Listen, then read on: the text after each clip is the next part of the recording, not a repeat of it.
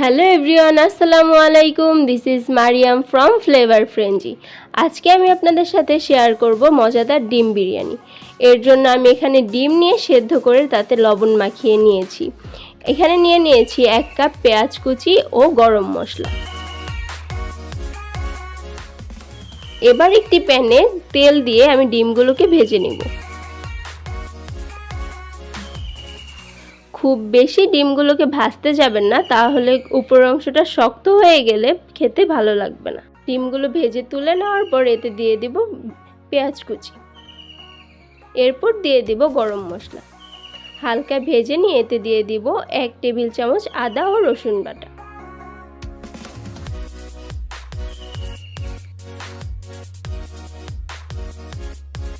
কিছুক্ষণ ভেজে নেওয়ার পর এতে আমি দিয়ে দিব 2 চামচ মরিচ গুঁড়ো,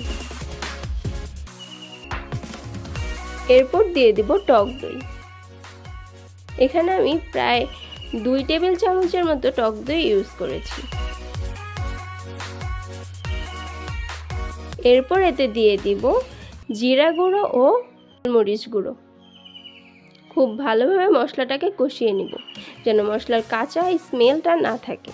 কষিয়ে নেওয়া হয়ে গেলে এতে আমি ভেজে রাখা ডিমগুলো দিয়ে দিব।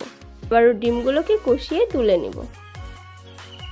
এবার আমি দিয়ে দিব 1/2 কেজি চাল। এরপর আমি দিয়ে দিব 250 গ্রাম মুগ ডাল। বিরিয়ানিতে মুগ ডাল দিলে বিরিয়ানির টেস্টটা আরো দ্বিগুণ বাড়িয়ে তোলে। কিছুক্ষণ ভেজে নেওয়ার পর আমি এতে দিয়ে দিব 1 কেজির চেয়ে একটু বেশি পানি। পানিটা বলক আসা পর্যন্ত অপেক্ষা করব। লবণ দিয়ে নিব।